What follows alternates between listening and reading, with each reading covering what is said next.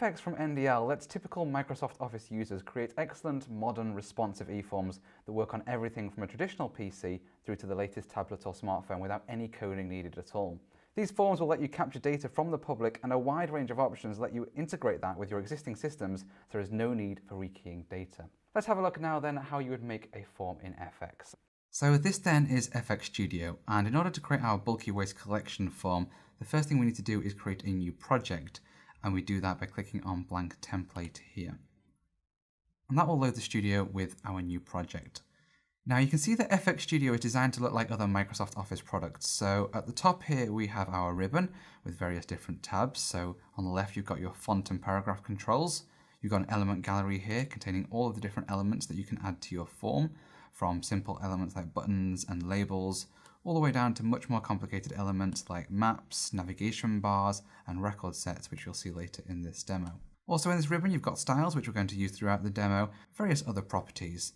And then you can go to different tabs of the ribbon as well to access advanced controls, just like any other Microsoft Office product. On the left here then we've got an overview of the studio and our current form. So at this point we've just got one page in our form that's blank, but as we add more pages you'll see those appear on the left there. In the middle then we've got this. This is the actual design area, and what you see here is exactly what you're going to get in your final form. This is actually running an embedded web browser, so exactly as the form appears in the studio is as it will appear in your final web browser. And this is split up into 3 sections. Again, just like Microsoft Office, you've got a header at the top for our title.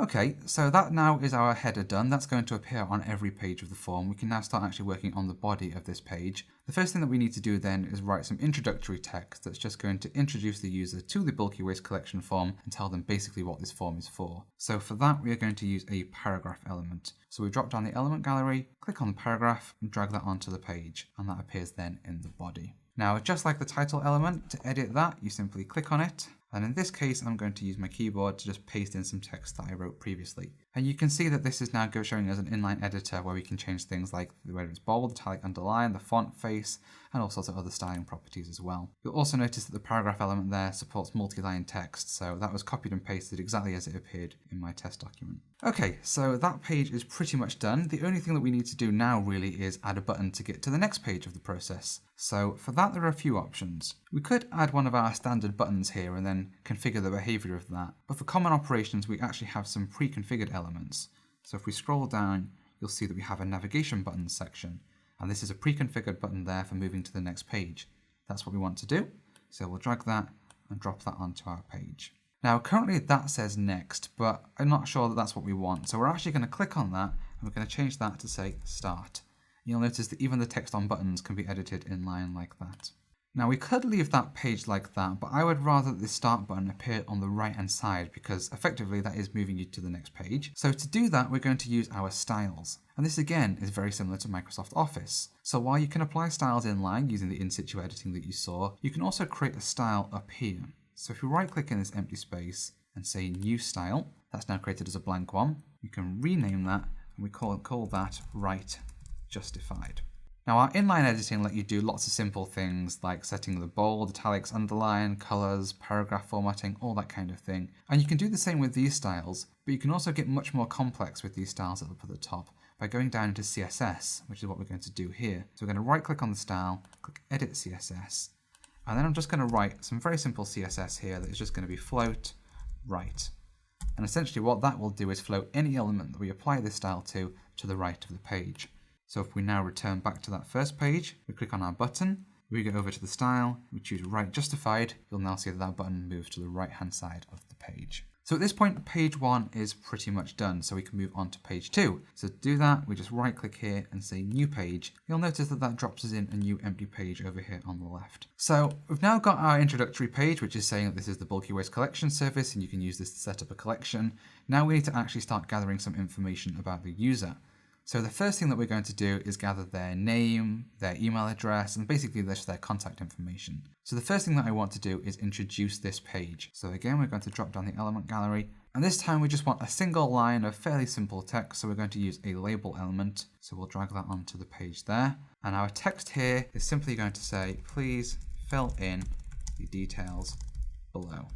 And now we want to collect the title, we want to collect their first name, last name, their email address, and their phone number. And whenever I see a form that is collecting personal information like that, I tend to want to know why they need that personal information. So we're just going to add a little bit more of an explanation here that says why we want that information. So we'll drag on another label. This time I'm going to copy and paste some text. And this is simply a note that is just going to say, we need this information in case we have to contact you about your bulky waste collection, and we're also going to use this email address to confirm your collection details. Now, that isn't really as important as this. This is just a note which is just giving some extra information. So I want to do something that makes it clear that this is really just an additional note. And for that, I'm going to make it italic. Now, I could do that by highlighting the text and using our font editing controls here, but I think that there are probably going to be other labels in this form that are going to be kind of secondary, that we're going to want to apply an italic style to. So rather than having to highlight every label we want to apply that to, I'm going to create a style to use again later. So we're going to right click, new style, we're going to rename this one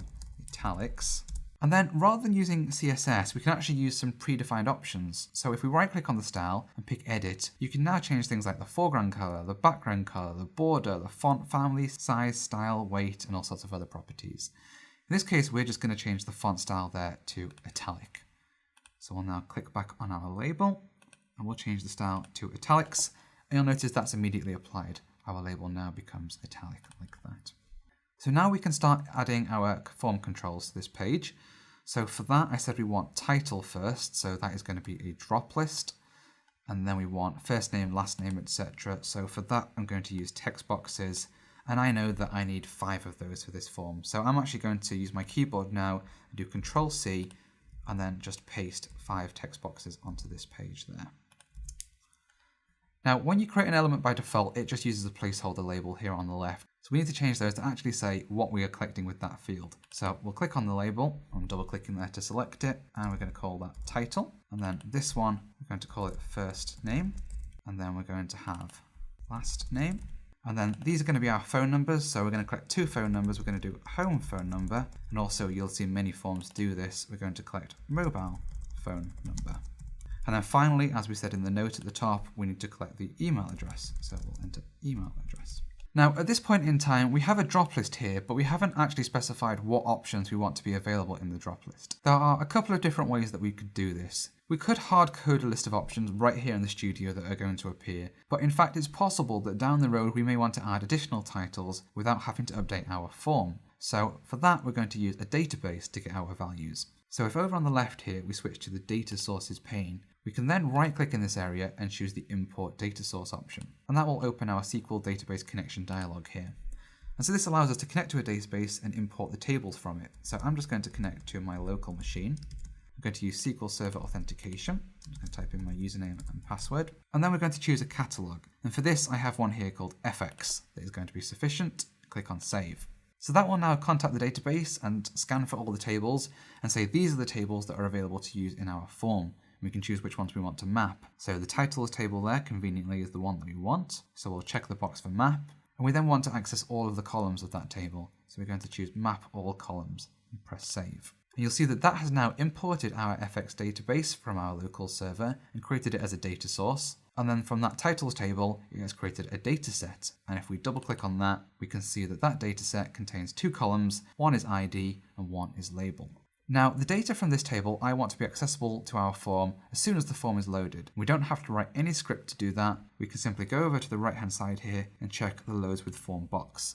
And you'll notice that when we check that box, it automatically enables our read API here. Now, by default, these aren't enabled, meaning that you can't read or write data to or from the table. But as you perform different operations in the studio, these will become enabled. So at this point, we can now read data from that database table, but we can't write data out to it. That's sufficient and we're not going to need to.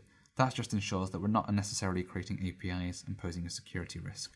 So we'll now switch back to our Pages tab, go back to page 2, and we now want to get the options from that table into our drop list. So to do that, we click on the drop list element here, and over on the right in the properties pane, you'll notice that we have a property called drop list options with a tooltip of the options available in the drop list. Well, if I click the 3 dots there, that will then open this UI. And so this is where I could have created a static list of options, but in this case, we're going to map to an existing data source. So we'll choose the FX data source and the titles data set and press save. Now in HTML you can have two different values for drop lists. You can have the value that is displayed to the user, and you can also have the value that is written into the database. Now in FX we call those two different things. We call them name, which is effectively what the user will see, and value, which is what is going to be written into the database. Now they could be the same, but in this situation I want the actual title label, so Mr, Mrs, Miss, etc., to be what appears to the user, and I want the ID to be what goes into our database table. So for name I'm choosing label, and for value I'm choosing ID. And that now means that this field will be populated with all of the options from that titles table. So this page is pretty much done. However, there's some information here that we actually need the user to enter. So for example, we probably want their title, first name and last name, and we've already said that we need their email address to confirm their collection details. So for that we need to add some validation. That's very easy to do. We already have the drop list selected here. You'll notice that on the right in the properties pane, we have this property called selected value, and this is where the selected value of the drop list is going to end up. And over here on the right hand side we have this little validation checkbox.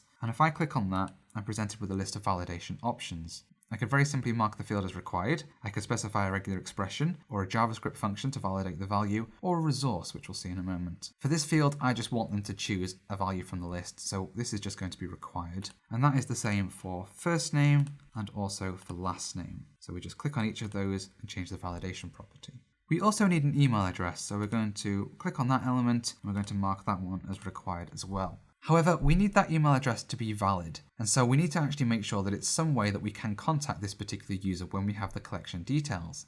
And the best way to do that is to make sure that the email address is in the correct format, so that it has the @ symbol and that it has a suitable .com, .co.uk, etc. at the end. And so for that we can actually stack our validations, so we can say not only do we want it to be required, but if we click on this again, we can add another validation rule. So in this situation, I'm going to click on resource. And if I open this drop list here, you'll see that the studio ships out with 5 different validation rules. So there's email, NHS number, postcode, UK phone number, or URL. And you can easily add to these as well, just by adding additional files in with the studio. So for now, we're going to click on email. And that will now make sure that this field is required, and also any data that is entered is in the format of a valid email address. And if you wanted, you could even extend that by adding text that is displayed to the user. For example, you can enter a failure text that says, "This must be a valid email address format."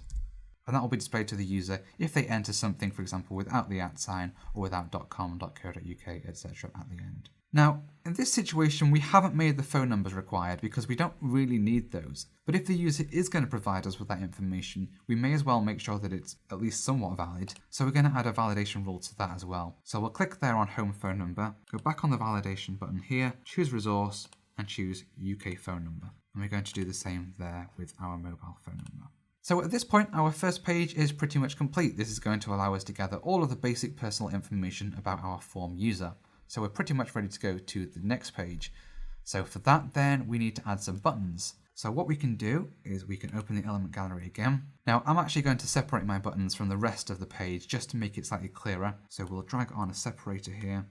And now I need 2 buttons, one to go back to the previous page and one to go forward to the next page. So we'll go back to the element gallery, back to our navigation buttons, and we'll choose previous. And then actually we're going to use next here. We want them on the same line, so all I have to do, drag that from the element gallery, put that over on the right, and you'll notice that that appears on the same line. Now again, that immediately stands out to me as not quite correct because I don't like that next button floating there in the middle of the page. However, on the previous page we created a style that we can use for this. So we'll go to our button style and we'll choose right justified, and our next button pops there onto the right. So at this point we could be done with this page, but the thing is that title, first name and last name are all sort of related. They're basically your name. So we don't really need to display those all on separate lines. That's taking up a lot of vertical space on a desktop like this. So what we're actually going to do is put those onto one line, and we can rearrange the form at any time. We can simply drag that element to the right there, and that has now put title and first name on the same line.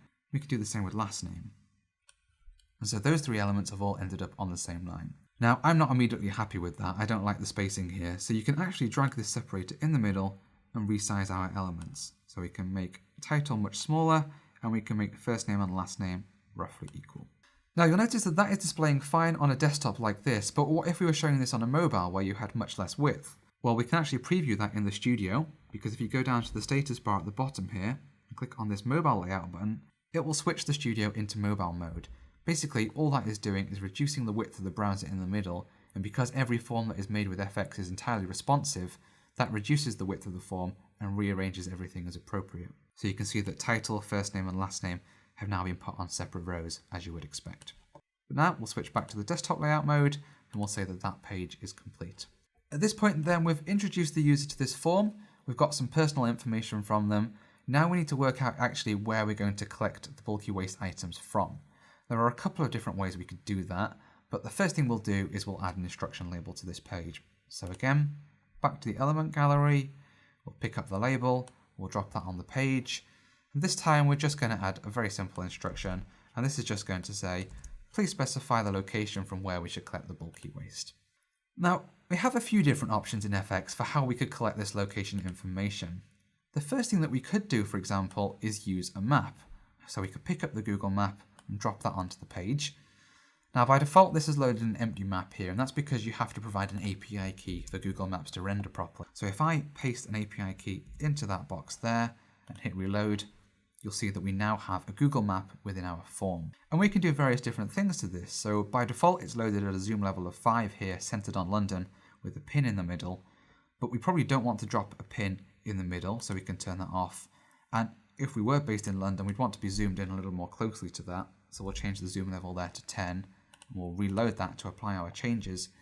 You'll notice that we've now got a map there that is centered on London with no pin in the middle. So what we could do is we could ask the user to simply navigate around this map and click on it to specify the location from where we want to collect the bulky waste. However, if it's a house address, that doesn't really make sense.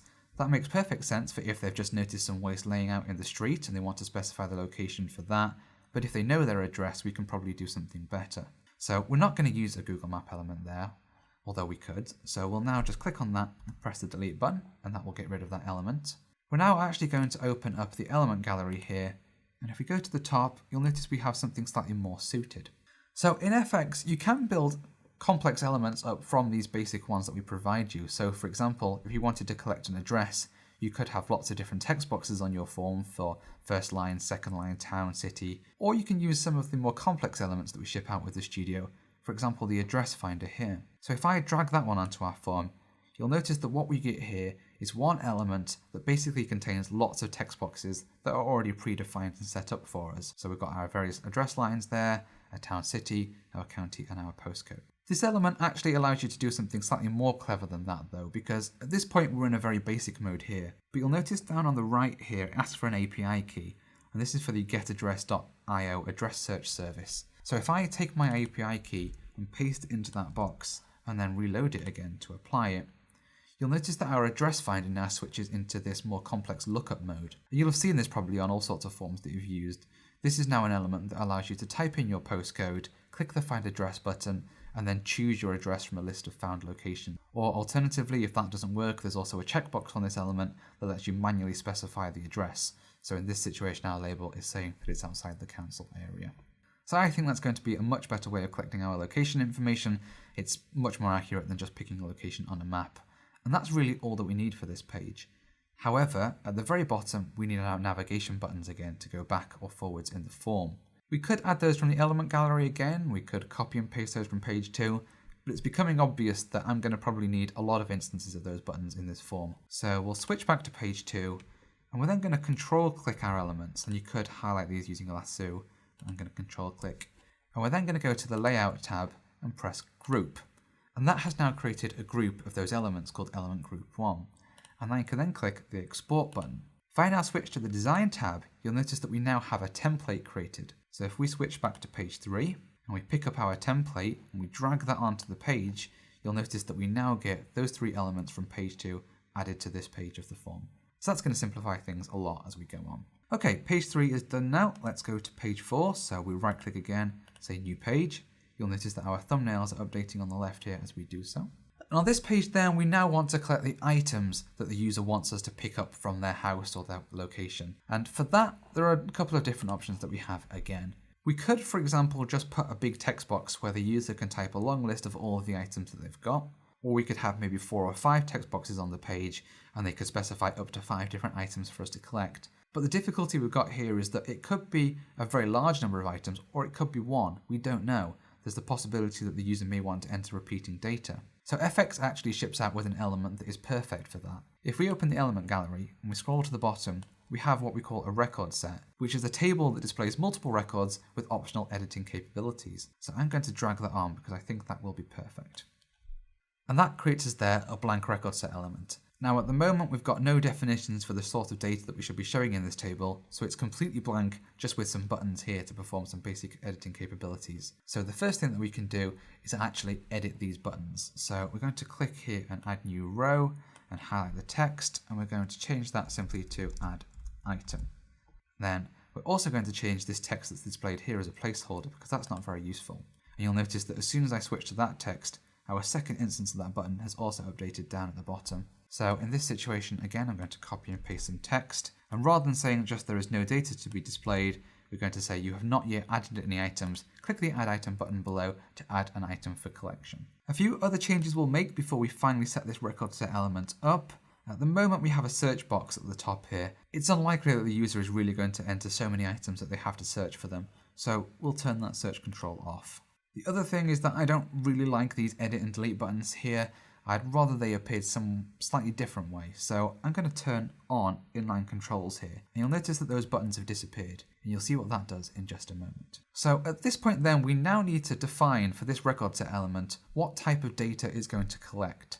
And again, we could link this to a database so that it has a predefined structure, but in this case, we're actually going to define it from within the studio. So if we click on the record set element and go to the bottom of the properties, you'll see that we have a rows property here.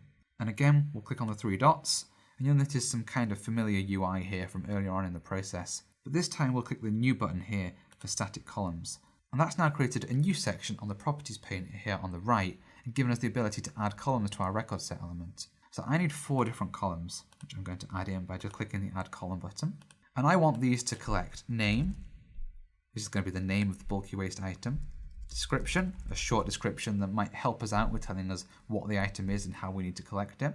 Also going to have quantity, because it might be that you have multiple bulky waste items that are the same. We don't want to make the user have to enter all of those. And then finally, recycle, and that's going to allow the user to specify whether the item is recyclable. Now, quantity isn't actually going to be a string. We can be more helpful than that. So we can change the data type here by saying int32. That means that that one has to be a number. The same with recycle, that's really just a yes or no. So we can click on there and we can change that to Boolean. And we can now go to the top, we can reload, and you'll notice that our table and our record set element have now been updated with the columns that we created. And you'll see that over here on the right are our small edit and delete buttons. They're the inline controls that we enabled earlier. Now, in this situation, I've named my fields all lowercase because that's how I want them to appear in the database. But that's probably not the best thing for a user to see. So we're going to change how they are displayed by changing the display options down here. So we'll press the open button and we'll expand this here. And we can now specify a display name for each one. So for name, I'm just going to capitalize the N. For description, I'm just going to capitalize the D. Same for quantity.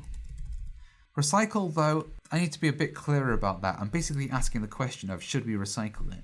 And I could write something out long for that, but in this case, what I'm just going to put is recycle, question mark. And that's then telling the user that we're asking them, do you want us to recycle that? I think that is slightly clearer. So again, we'll reload that.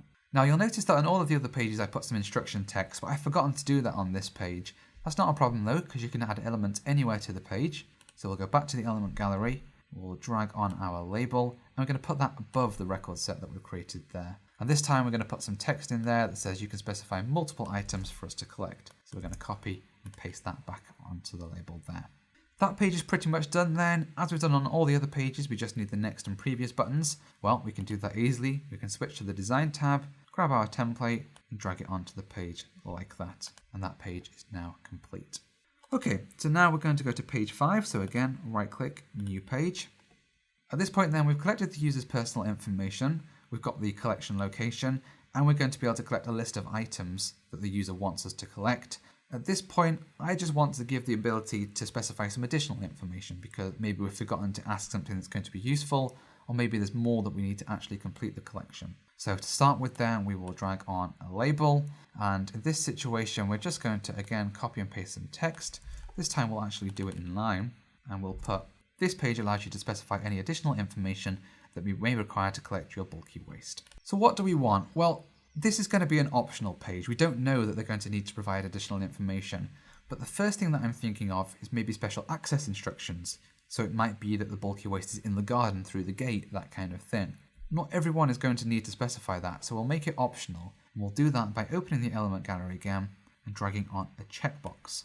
And we're going to change the label there to "There are special access instructions." So at this point, I want to toggle the visibility of another element on this form based on this checkbox's value. And I'm going to show you how to do that in a moment, but to make that easier, the first thing I'm going to do is go to the properties here and change the name. You'll notice that every element by default has a name, so for example this one is just NDL checkbox 1. We can make that more useful by changing that to check access. You'll see why in just a moment. So we now want to provide a text field that the user can enter their special access instructions. We could use a text box like we have elsewhere, but it's possible that there might be more lines of text than really can fit in a text box. So for that we have what we call a text panel, which we can drag onto the page. You'll notice that this is essentially just a much larger area, and it will expand, allowing for multiple lines, and the user can enter really a lot more text in here. So again, we will change the label for this one here to access instructions. Now, like I said, we want the visibility of this element to be dependent on the state of this checkbox here. So we can do that using our visible expressions. So for that, we just have to write in a very simple statement. So we know that this is form 1 because it says up here at the top, and we also know it's page 5. So the first thing we want to do is make form1.page5. We then want the visibility of this element to depend on the value of the checkbox, and we called that check access, so we'll type that in. And we then want it to be the value of that. Well, what do we want? Well, when that equals true, we want this to be visible, so we'll do double equals and then just type in true, like that. And this actually allows you to specify visibility expressions that point to elements on different pages. So we might have a checkbox on page 1 that determines the visibility of an element on page 5. We can do that by turning off design mode at the top here. You'll notice that when we do that, all of our design tools like the header, body and footer labels disappear. And you'll notice also that that text panel has been hidden. Well, if I click on the checkbox here, you'll notice that that appears. So this allows you to, first of all, preview exactly how the page is going to look in a web browser without any of the design assistance, but also it lets you test functionality, for example, visibility expressions like this. So we'll switch back to design mode now. And there are a couple of other things that we can put on this page, so we're going to separate them out by using a separator. We'll drag one on here. And the next thing that I want to do is allow the user to upload a photo, because it might be that the access instructions are go through the green fence on the right and it's by the shed. You might then want to upload a picture that shows the bulky waste by the shed. So we'll do exactly the same thing again. We'll drag on a checkbox and we're going to change the label to upload a photo to assist with the collection. And we'll rename this checkbox to check photo.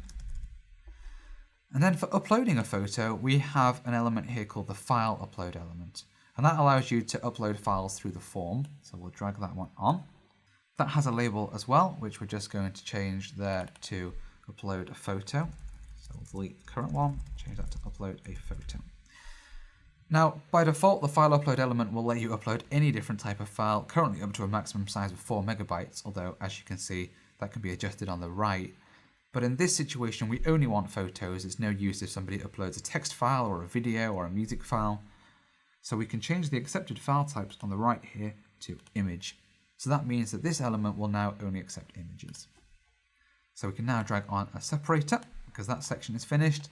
And finally, we've probably covered most of the bases here, but it's possible that we might have missed something. There might be some specific instructions they need to provide us. So just as a final catch-all, we'll drag on one last element, which is going to be a text panel at the bottom here. And we're simply going to call this one additional information. And we're going to show this one all the time. So we'll type that into the label. And we really need to just be a bit clearer about what kind of information we're expecting in this box here. And so on the right here, we have a property called the placeholder. So we can now type something in here, and I'm going to put enter here any additional information you have not already included. So that now is telling the user that this box here is just for any other information that might be necessary. I also don't want to discourage the user from trying to keep to 2 lines, like is the situation there. So what we can do is actually increase the size of that by changing the rows property there. And so that will change the default size of that to 5 rows. You'll notice there's a grab handle on the bottom there. So when this is actually running in the browser, the user could extend that if they wanted to. But this is just basically making it clear that, look, you can enter more text than just 2 lines into this box if you would like to. Okay, that page now is pretty much done. So the last thing we'll do is go back to the Design tab, drag on our template, and get our next and previous buttons again. So we've got all the information collecting done. All we want to do really now is give the user the ability to check the page and then provide their payment and actually submit their bulky waste collection request. So we're going to add another page, right click again, new page. On this page 6, we're simply going to put a bit of text on here that says your bulky waste collection is ready for payment and what you need to do next. So this is more than one line. So again, we're going to use a paragraph element this time just to keep things tidy. Drag that there onto the page. I'm going to copy and paste some text in on top of this again. Nice long piece of text there. It says your bulky waste collection request is ready for payment. It's asking the user to ensure that they provided all of the information and telling them that they can go back into the form to double check.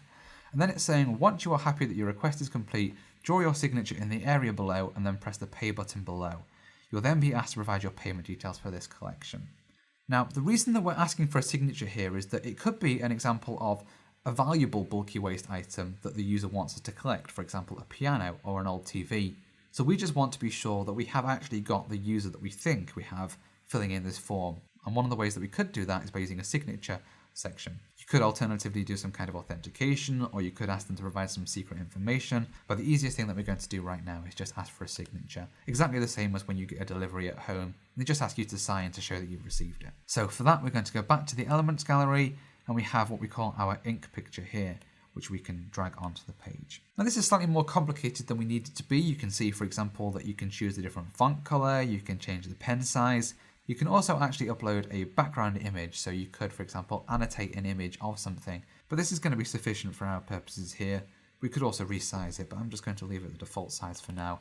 All I'm going to change is the text here to say signature. We need the signature, as I've just described, to be sure that the person filling this form in is who we think it is, or at least so that we can show it was this person. And so to assist with that, we're going to put some validation on there, exactly the same as with all of the other elements that we've seen. We're going to go to the ink property on the right here, click on the validation checkbox and hit required. And that will now mean that the user has to draw something in this area before they can proceed to the next page. So that should cover us with that. This page is pretty much complete again then, so we'll go back to the Design tab and we'll drag on a template, and there are our previous and next buttons. In the instructional text up here though, I said press the pay button below, and by default this says next. What we can do though is we can actually change a particular instance of the template. So we can click on that button and change that to pay. And you'll notice that if I go back to this page here, this button still says next. So that's why I've put these in the body rather than having them in the footer and displayed on every page, because it's possible that I might need to, as I have here, change a particular instance of those navigation buttons. Okay, so this page is now done. So we'll now right click, new page, and create page 7. So at this point then, we have collected all of the information from the user about the bulky waste collection, and we've informed them that they need to provide payment. So now we actually need to provide that payment. And by default, FX Studio ships out supporting Capita Pay360's payment system. You can see that if we expand the element gallery there, we've got a cart item, and a payment status item. So that lets you from within your form have multiple items that are added to a cart that the user can then check out at the end of the process and make their payment securely using Capita's system. So the first thing we'll do to this page then is, as we've done everywhere else, we'll add some instructional text. So we will drag on a label. And what we're going to do here is we're going to say that before your collection can be scheduled, you need to provide payment. So what we're going to do first, the same as we've done on every other page, is create some instructional text. So we will drag the label element there onto the page, and we're going to copy and paste some text into here. And what this is simply going to say is that before your collection can be scheduled, you must first select and pay for a time slot from the options below.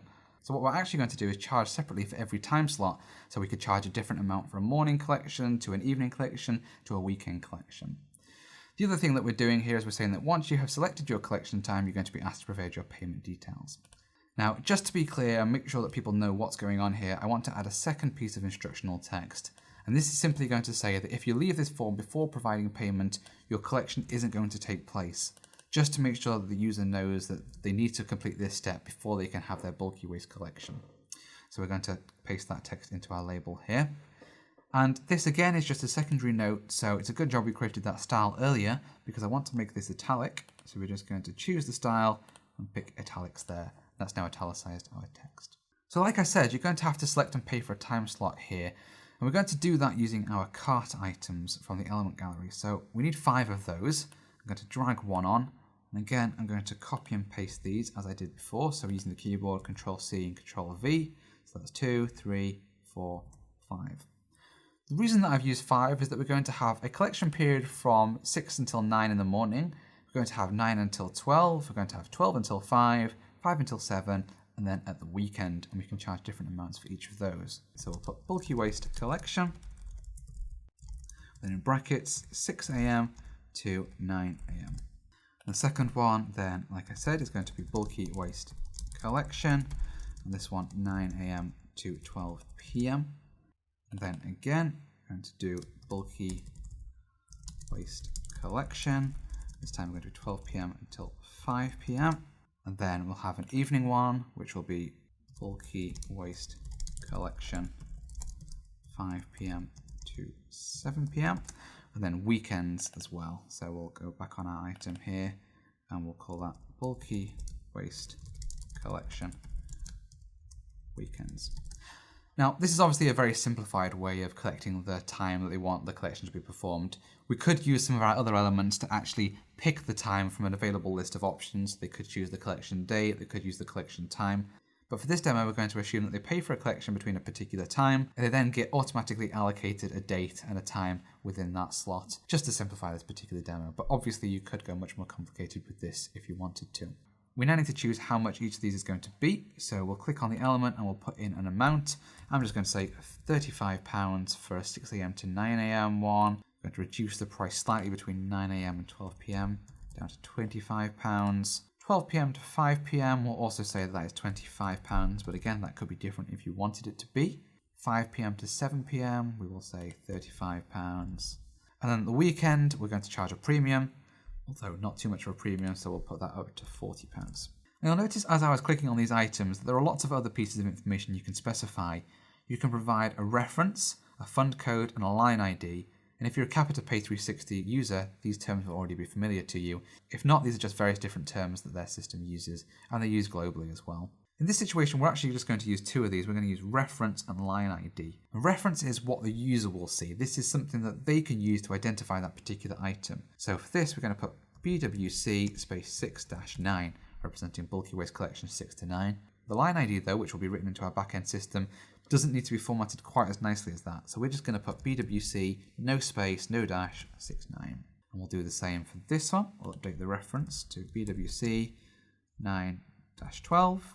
We'll also actually edit the line ID for that as well. So BWC 912.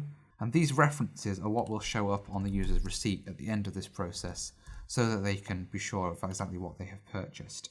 And then weekends, we'll put BWC weekend. And the line ID, we'll just remove the space like that. So we'll just check that these have all got references and line IDs, because you can see that amount and line ID and description are all required, and they have. By default, when you click the add button here, it will add it to the cart element, and we haven't put one on this form yet. But in this situation, we're not going to support the ability to add multiple items to the cart. We simply want it so that when they click add on one of these, that's it. That's the only item they can put in their cart. A few different ways we can do this, but the way that I'm going to do that is by using some of the advanced functionality that FX provides, which is that every element has events, as you can see on the right here. And you'll notice that the cart item element here has a clicked event. And so that is the event that will be raised when the user clicks on the add button here. So what I'm going to do for all of those is make it so that when you click on those, it calls a function of our own if we wanted to and go down into JavaScript, but we don't have to because we can just choose from the list here, move to next page. So I'm going to click on each of these, choose a function of move to next page. And what that means is that as soon as the user clicks the add button, they will go to the next page in the form, and on that page, we'll make the cart item be displayed. So we'll just set those all to move to next page. Finally then, we're going to put some navigation buttons on the bottom of this page. The only option that we're going to give users is the ability to go backwards in the process. Go to the design tab, we'll choose a template and drag that on. We only want them to be able to go backwards. We obviously don't want them to be able to get to the cart without having chosen an item. So for that, we will delete the next button by clicking on it and removing it. And you'll notice that again, we can change this instance of the template without causing any problems at all. That's page 7 done then. On page 8 then we need our cart. So we'll right click again and say new page and click on here. We'll just add some very simple instruction text just because we've done it everywhere else and we'll be consistent. So we'll drag on a label and all we're going to do is say, please ensure the total below is correct. We'll just paste that in and then click the pay button to make your payment. Obviously we need a cart on this page then. So we'll open the element gallery, we'll pick up our cart and we'll drop it onto the page. And you'll notice that you immediately get here a fully formatted shopping cart. And basically, if you were supporting multiple cart items, you'd be able to build up a big long list here and it will total the amount for those and you can then click the pay button. It is possible though that they might want to change the items that are in the cart. Well, the cart will support showing a delete button there. Just in case they've made a mistake and they've got to this page though, we're not going to think too much about the logic, but we are just going to drag on a template there of our navigation buttons again, and we'll just put the previous button there. That will enable them, if they want to go back to the previous page and potentially change the item that they have put in the cart. So our form is now collecting all of the information we need for the bulky waste collection and providing the user the ability to specify their payment details by choosing what collection time they want and then clicking the pay button, which will send them off to Capita and they can then pay for the item. The final thing we want to do is put a summary page on this that basically tells the user everything is done, your data has been submitted, your payment has been received, and this is what's going to happen next. So for that, we'll right click, we'll do new page, and we'll go back to page 9 here. We're going to have some slightly longer text on this page, so rather than using the label, we will use a paragraph. We'll click on that, and we'll drag that onto our page here. And I've got some long text to put on here, so we're simply going to drag this on. I'm going to paste that in there. And this says your payment has been made successfully and your bulky waste collection request has been submitted to the server. It also says that we're going to provide a summary for the transaction on this page and that you will receive an email receipt within 24 hours. Then, as I discussed before, it says once your collection date and time have been assigned, you will receive another email. That's why we needed that email address earlier on in the process. It then just gives them additional information, exactly how long before the collection you'll find out and what you have to do. And then finally says, if you require assistance with this collection, you can contact the bulky waste collection team at the email address below. So for that, we need an email address. Go back to the element gallery. And this time we'll use our link element here. Now, typically you would use this element for navigating to a particular URL. So this would just be a simple hyperlink. But because our forms just produce an HTML5 and JavaScript page, you can do anything that you can do in HTML. So we can get slightly more complicated with this. For example, our text here, we can change this to bulky.waste@council.com. The URL though, we're not going to put in a standard HTTP URL of a web page. Instead, we're going to use an HTML trick known as mail-to. And so we're going to type mail-to : and then the email address, bulky.waste@council.com. Then the question mark symbol and subject equals bulky waste collection service. What that means is that when the user clicks on that link, the browser will see the mail-to portion of it and will open their default email client with an email already addressed to bulky.waste@council.com and with the subject field filled in of bulky waste collection service. Final thing that we need to add then that we've said in this text here is our payment status. So we'll go back to the element gallery and we'll pick up our payment status element there and drag it on. And by default, because we haven't performed any transaction at this point, it just loads blank there saying transaction state not available. Obviously, usually when the user gets to this page, there will have been a transaction, and so it will show a breakdown of that there. We've now got all the information we need for the bulky waste collection, so name, items, address, that kind of thing. And we're also giving the user the ability to specify some additional information like access instructions and a photo, and we're then allowing them to set up their payment. When they click the pay button here, it will take them to Capita's system. They can enter their payment details securely, completely away from our form, and then actually provide their payment. Once that's done though, they will come back to our form, and so we want to provide them a page that says your payment has been successful, your data has been submitted, that kind of thing, and just tells them what will happen next. So a final page in this form, right click again, new page, is just going to be a very simple summary. I'm going to have a bit of text on here though, so we will use a paragraph element, which we will drag on. We're then going to copy and paste some text into here. And all this says is your payment has been made successfully and your bulky waste collection request has been submitted to the server. We're also going to show a payment summary for this transaction. And like I said earlier, it says that once your collection date and time have been assigned, you will receive another email notifying you of when your bulky waste collection will be made. It also then says at the end, if you require assistance with this collection, you can contact the bulky waste collection team at the email address below. So the email is the first thing that we're going to address on this page then. For that, we need to use a different element. So we go back to the element gallery, and we'll choose a link element. Now, this is essentially just a hyperlink element that was really designed for going to different pages or different websites. But because FX simply builds forms that use HTML and JavaScript, there's nothing secret going on here, we can actually use some common HTML techniques within our elements. So while this would normally be a hyperlink, we're going to use it slightly differently by changing the link text there to bulky.waste@council.com. And then in the URL section, rather than specifying an HTTP URL to a particular website, we can use mail to, which is a standard HTML technique. We put a colon and then we put our email address, bulky.waste@council.com, and the question mark and the word subject equals bulky waste collection service.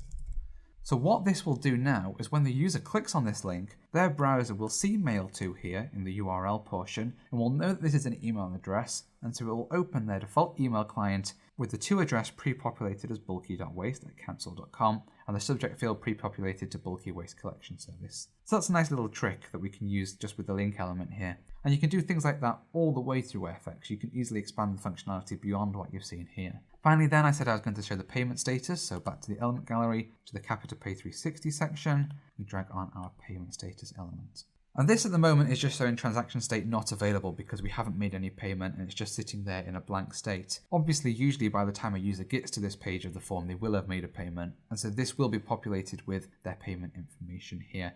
The final thing I want to do on this page then is just tidy it up and just put a nice little message. So we'll open the element gallery again, we'll drag on a separator, and we're then going to add a paragraph beneath that.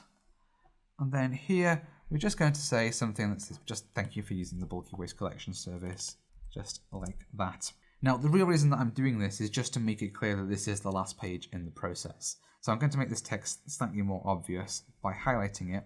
And so far, you've seen that we've got the editor down here actually in line, but you've also seen at the beginning that we have the font ribbon at the top here. So I can actually change the size of this. So we're going to put this up to font size 24. That looks about right. You'll notice that as that updates, the inline one updates as well. So again, just like any of the Microsoft Office products, you can edit using the ribbon or using an inline toolbar like that. That page is pretty much done then. The only thing I need to do is go back to page 8 and click on our cart and make it so that when our payment is successful, it goes to that final page. So there's a success page property there, and we set that to page 9. You can also see that we can get way more complicated with the cart element. So we can go to a specific page if the payment fails or if the submit fails. We can choose whether or not the pay button submits the form, and if it does, whether or not it resets the form. And we can also choose whether or not we want to show errors to the user. So if a payment error occurred, do we want to let them know, or do we want to let Capita handle that kind of thing? Our form at this point then is basically done, but it's not the most visually appealing form in the world. There are a few things that we can do to improve that. The very first thing I notice is that we've now got a 9-page form here, and although most of these pages are just very simple, that's still a fairly long process, and if you have to click the next button 9 times, you might start to wonder how much further you've got to go. So one of the things we can do is we can actually use a twofold technique here of going back to the element gallery and adding a navigation bar. This is going to help with showing the user how far through the form they are. It's also going to let them jump back if they want to. So when they get to that page that says, do you want to check if your information is correct? Rather than having to press previous lots of times to get back to the beginning, they can use a nav bar. So we'll pick that up and drag that on to the page. You'll notice that we put that in the header. You'll see on the left here, that is automatically appearing on all of the pages of our form, and by default shows us every page that we've got. That isn't ideal at the moment though, because the colour scheme is fairly boring and just showing page 1, page 2, page 3, etc. isn't really very helpful. So we can improve that. First thing I'm going to do is change the colour theme. And by default we have 3 different colour themes, although these are very easy to add to with your own colour schemes, and you can use your company colours or your organisation colours very easily. In this situation, I'm just going to pick the blue one because I like that one. And that immediately has made a big difference. We've still got the problem though of having page 1, page 2, page 3, etc. That doesn't give us any information at all. But if I click on the page, you'll notice that the reason it's saying page 1 there is because that is our name of this page. You'll notice that's also displayed at the top here. It's form 1, page 1. I don't like that though. On some of the pages, I've written visibility expressions that are already reliant on that page name. You'll remember that we had the visibility expression for the text panel that was form1.page5.checkaccess. If I change the page name, that's going to break those visibility expressions. So we have another property here called title. And if I change that to start and then reload this, you'll notice that that has now changed what appears in the navbar to start, although the name of the page has remained the same. A few other things we can do. You'll see that on the right here we have some navbar images, so I can actually change the image that is displayed for that page. So that's what we're going to do. We'll click on the three dots there, go to my icons folder, and I've got a nice white start symbol there. And for unselected image, I've got another icon, so I'll go back to icons and we'll choose the black version of that there, and we'll reload that. And you can see that we now have a nice icon that appears on that page. And that's what we're going to do for all of them. So we'll go to page 2 and we're going to change that there to U. And for our selected image, we will pick the U one. And for our unselected image, we'll pick the other U image. Page 3, we're going to change that simply to location. We'll set the images again for that. So for location, I'm now going to choose the white image. And then on this one, we'll choose the black image. And page 4. And you'll notice that I'm keeping the titles for these pages very short. I just want a single word that just reminds the user of exactly what was on that page and lets them know what's coming up. I'm not looking to tell them exactly what information is collected on that page. Also will help with keeping the navbar nice and short and making sure that it doesn't get too long to display on a particular page. Although if you want it to, it can flow onto multiple lines, as you see in the thumbnails here. So we'll now switch to page 5. And this one, we're simply going to call this extras. Lots of different pieces of extra information. And again, I have an icon for this. We'll choose the inactive icon. And then the other page that we want to do that for is this one here, which is essentially our summary. It's telling the user to go back through to the process. So we'll pick our images for that as well. We'll go for summary. This is just a finish flag. And we'll change this one to summary black. And you'll see now when I go back to the early page in the process why I've been doing 2 icons for each page, because this navbar actually fills in from left to right as we're going through the process. You get shown a white icon if you're on that page or have already completed it, and a black icon if it's ahead of you. You can change that though, and you can display different icons, you can change this color scheme, all that kind of thing. You'll notice though that I've stopped at summary, and that's because page 7, 8 and 9, I don't really want to tell the user too much about that. We could add another link here to payment, but there is really no point in doing that because the user is never going to be able to jump to the payment page. So what we can do is we can go to page 7 and we can simply uncheck the display in navbar option. The same with page 8, we don't want to provide that. And then again with page 9. And you'll notice that as we do that, the navbar actually updates, so it's now only showing us those 7 pages, and the other pages just don't exist on here. I hope that that'll be clear enough to the user, but we could go back and we could add a link to the payment page if we wanted to. That's almost there then. The final thing that I want to do to kind of improve the look of this form is we're going to add a logo. So we'll go back to the element gallery, we'll choose the image element there, and we're going to add that to the right of our title here. And we're then going to choose a static image for this. We could pull this from a data source if we wanted to, but I'm just going to choose our bin icon there. And by default, that icon is way too big. So I'm going to try and resize that. So we can try a height of 100. That's probably a bit too big again though. So we can change that. And you'll notice that even though I'm only changing one of the properties, by default it is keeping the aspect ratio. If I wanted to stretch this image, I could by specifying both a height and a width. I also don't like the fact that that bin is floating there on the left. So we're going to go to the style and we're going to find our right justified style, and that's put our icon there to the right. And then we can also slightly adjust the amount of space that that's got, just because we don't need it to use up that much width. At this point then, our form is pretty much complete. I like the way that it looks, it's collecting all of the information that I want, but so far we haven't talked at all about where the data is going to go from this form. When the user clicks the pay button and it gets submitted to the database, I haven't set that connection up at all. And the nice thing about FX is that it makes it really easy to do that. So if I simply go to the data sources tab here and right click in the grey empty space, you'll notice that where we had the option to import a data source, we could also create a new one, or we can choose this one here called New Data Source from Form. And if I click on that, that will actually go through all of the pages in our form, identify the elements, and set up a data structure to store that data. So if I go in the Form 1 dataset that's been created in our bulky waste collection data source there, you'll notice that there's now a column for every single element in our page. This has been done completely automatically. I haven't had to write any code, I haven't had to define any mappings. That all is done for you. And you'll also notice that the studio knows that we're probably going to want to write out data to that data source, so it's enabled the write API there. A couple of other things to point out is that we renamed some of our elements. For example, our checkboxes, so we've got check access and check photo. So whereas by default we're using the normal element name like NDL textbox 1, NDL textbox 2, if you wanted to improve your data structure, you could rename your elements and that would automatically create this data structure with appropriate names. The other interesting thing is that with our record set element, we had some repeating data. And so rather than storing lots of records in a single table, the studio has been clever enough to set up a foreign key relationship here. So this table will store the data from that record set and will then store an ID back to the form record. And you'll see when we look at the database that that creates a very good structure for storing our data in. This is pretty much complete now then. We've got our data collection, we've got our data source. The only final thing I want to do is at the end of this process, I don't just want the user to get an email about their payment receipt, I also want them to be able to see exactly what they have signed up for. So for that, I want to produce a PDF of this form at the end of the process that the user can then download. And that again is very easy with FX. To do that, all I have to do is switch to the project tab on the left here, expand the forms, right click on my form and choose the generate Word template option. What that will do is now analyze our form and turn that into a full Microsoft Word template, which is going to open for us now. And when this opens, you'll notice that this is now a complete representation of our form in Microsoft Office. You can notice that our elements that we rearranged, like title, first name and last name, are appearing on one line, whereas the elements that were on separate lines are appearing on separate lines here. You'll see that, for example, the record set element is also represented here, so we'll be able to show a table of data. Now, this is currently in Microsoft Word, as this allows you to do things like rearranging the width of these. So, for example, I'm not happy with that. I can go and change this template.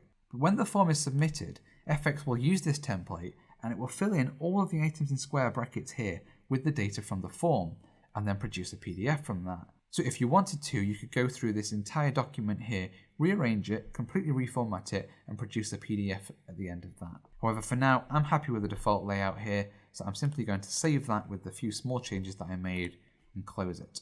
Now, we need to actually tell FX that we want a PDF to be created from this form. A couple of different ways that we can do that. The simplest way, actually, is just to use what we have here called the Get PDF button. So if I go to the final page in the process, I'm going to go to page 9, and beneath our transaction state there, I'm going to drag on this Get PDF button, and that has created us a pre-configured button for downloading a PDF. And we can change the text of that. So again, we'll just click in here, download PDF, copy of this form.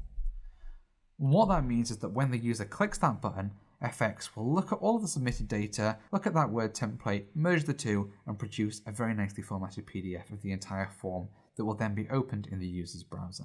There is a second way of doing that, and for that, we now need to get to the point of publishing this form. The form is now complete, it's ready to be put onto our web server, so we need to publish it. So for that, we'll click the Save button, just to make sure that all of our changes have been saved, and we'll click File, and we'll now choose Publish. And again, you'll notice that this UI here is very familiar to any normal Microsoft Office users. You've got this pane on the left and this section on the right. A few different options then for publishing. We use the concept of a publish profile because you might want to publish to a live server or to a test server or to your local machine. In this particular situation, I want to publish to my local machine. So I'm going to press the new button here for the profile and choose the local host.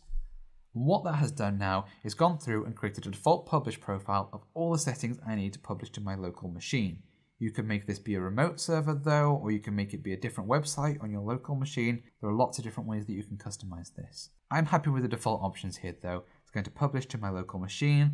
It's going to create a website application called Bulky Waste Collection. These are the forms that are going to be created. These are the data sources. The only thing that I do need to do is that data source that was created by FX, the Bulky Waste Collection database, I need to specify the connection details for that. So I'll click on the three dots here. And all I need to do is put in my username and password because it has already guessed that I'm going to be using the local server and calling it Bulky Waste Collection, and then hit save. The other option that we've got that we need to discuss then is the PDFs. And you'll notice in this forms section, we have an option here called Create PDF on Submit. So currently the PDF will only be created when the user clicks that download PDF button. But if we didn't want the user to be able to access the PDF, we just wanted to store it in our back end, we could check the Create PDF on Submit option That will then create a PDF every time the form is submitted and store it in the PDFs folder on the web server. And that could then be imported into your own system using some other integration. In this situation though, we don't need that. We're happy that the PDF will only be created when the user clicks that button. The rest of our publish settings are entirely correct, so we'll click the publish button, and that will now go and turn the form that we've designed within FX into a full HTML5 and JavaScript website. It will publish it into our IIS, it will configure IIS to be able to access that page, and then it will tell us that the publish is successful. In this situation, because we're also creating a data source, it's also going to communicate with our database server, create the bulky waste collection database and the appropriate tables within it. So all of that takes a few moments, and then it will tell us that it has completed the publish. So what we're now going to do is load up that form that we've just published in our web browser. So I've typed the URL in here, I just copied and pasted that from the publish pane, and there is our form. And a few things that you can notice immediately about this. The first thing is that it looks exactly as it did in the studio. The other thing is that you may have noticed it occasionally in the studio is that by default, FX ships out with this cookie warning. And you can customize this as you would expect from within the studio, but this enables you to cover yourself for the EU cookie law, and it's got complex functionality such as you can view the cookie policy that will actually show you all of the different cookies that are used by this form and their description and their purpose. And you can customize this as well if you want to. You can add to this, you can remove them, and you'll notice that because we're using the capita elements, they use cookies, it's automatically added in some cookies to this cookie policy. We're going to close that for now though and press accept and dismiss, which will hide that for this browser instance. That basically creates a cookie behind the scenes that hides that.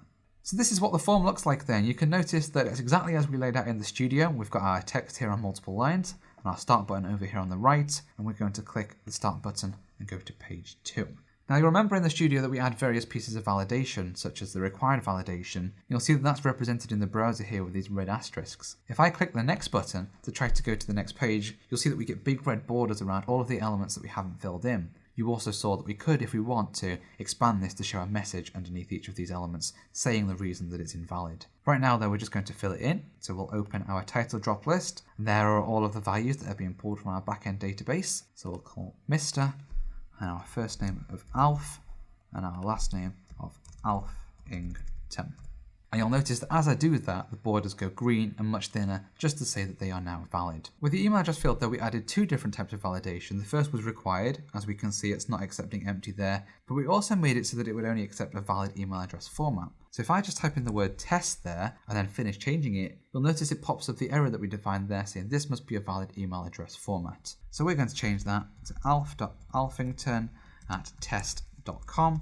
And as soon as I type that in, you'll notice that all the validation errors go away and we get our green border back. And we can now click the next button. And now we're on page 2. You'll notice that as we're progressing through the form, this navbar up here is filling in as we would expect. So this was where we were specifying the address. And for this, we're going to enter our postcode. So we're actually going to enter the postcode of the NDL office here, LS227GZ. Click the Find Address button. That's then gone away, queried the getaddress.io web service, and returned us a list of addresses. And we're going to choose this one. Now, this actually has a mistake in this address, but this shows us the ability to actually edit addresses in line, because this happens all the time. So we can go in, and even though we've automatically populated all those values, we can now change that to our new name, NDL Software Limited. And of course, if you wanted to, you could specify the address entirely manually without doing any kind of lookup at all. So there we go. We'll now click the next button. And now we have to specify the items that are going to be collected during this bulky waste collection. And so for that, we'll click the Add Item button. And this now shows you the functionality that you get out of the box with the record set element. This editor that has popped up, we didn't have to define anything for this. All that we did is add some columns to the record set element, and it's created this editor for us. So we can now add a row. So we're going to put in piano, because I mentioned that earlier. And the description is it's large and heavy. Now, how many pianos do we have? Well, you'll notice that we set that field to be an int32, and so you'll see that we've got to spin it here because it knows it's a numeric field. So I can press the up arrow and choose 1. Do we want to recycle it? Well, if they can recycle the piano, they can. So we'll check that box and click Save Changes. And that's now added that row to the record set. And we could click the delete button, or we could click the edit button to make changes to that if we wanted to, but we're just going to close that and add a second row. And in this one, we're going to put large bags of bulky waste. The description, we don't need a description for this one. Quantity, well, we're going to say that we have 10 of those. And do we want to recycle those? No. So So we'll press Save Changes. And you'll see that this is now building up a table of entries, and we could put as many in here as we possibly wanted to. But at this point, we're happy with the piano and the large bags of bulky waste. So we'll press Next. And that now takes us to this page. I'll notice that our visibility expressions have taken effect here, so these sections are hidden by default. But if we check this box, we can specify our access instructions. And if we check this box, we get our file uploader. In this situation, I don't want to specify any particular access instructions. All I want to do is upload a photo. So I'll click the Choose File button, and we'll then choose this nice bear here. And then our additional information, this isn't really an access instruction, but we'll just type in here, beware of the bear. And then we'll click the Next button. So this is now taken us to the summary page. Yes, I'm happy with all the information that I submitted. I'm actually going to use the touchscreen on my laptop now to do a very terrible signature. And then we're going to click the Pay button here. So these are the different items. We can choose which collection time we want. I'm going to choose the 6 AM to 9 AM collection there. So we'll click the Add button, and that immediately adds it to our cart and moves us to that page there, as you can see. So this is what the cart looks like when it's got an item in it. As I said, you can click the Delete button to delete that row, or we could go back to the previous page. But at this point, what we're going to do is click the Pay button. And that will now submit our data to the server and send our payment request to Capita. And so that has now submitted the form data and sent the request off to Capita and taken us to their payment portal. This is just their test portal. So we can now go pay using a card. And we'll put in a card number and an expiry date and a security code. And hit continue, and then we'll put in the card holder's name, which is going to be Alfington. Our address is going to be Test House, and our postcode is going to be A111 2BB. And then we'll press continue. And so you'll see that what we actually did there is we've transitioned the payment information to Capita's system. So it's in the description there is bulky waste collection 6 AM to 9 AM, and the reference there is BWC 6-9 as we expected. And so we'll now click the Make Payment button. And that will now make the payment with Capita's system and then return us to our form. And that has now reloaded our form state. And you can see that what we've got here is we've got our payment successful information. So there's the masked version of the card number that we entered there, 444433, etc. We've got the authorization code, we've got the number of items, which in this situation was just 1, and our total there, which was £35. What we've also got is our ID there, and that is Capita's ID for that payment, along with the time that it took place. And so that is what we'll also get in our email receipt. So the last thing that we're going to do now then is click the Download PDF button, and that will open our PDF like that. And so you can see that that has now filled in, instead of the title, it put the ID from the database as we'd expect. We've got Alf Alfington at test.com. There's the address that we chose, and there is the signature that we put in. And you can see that that has all now been put into our PDF. So hopefully what you've seen there then is how we can use FX Studio to create a bulky waste collection form that council residents can use to sign up for a bulky waste collection. This form allows them to specify their personal information, the collection location for the bulky waste, the items that they want to be collected, and to provide a signature to ensure that it is actually them. And then finally, it allows them to choose a payment time and use Capita Pay 360's payment portal to securely submit their payment information. And from that, they can then produce a PDF receipt, and of course, they can get an email with their data as well.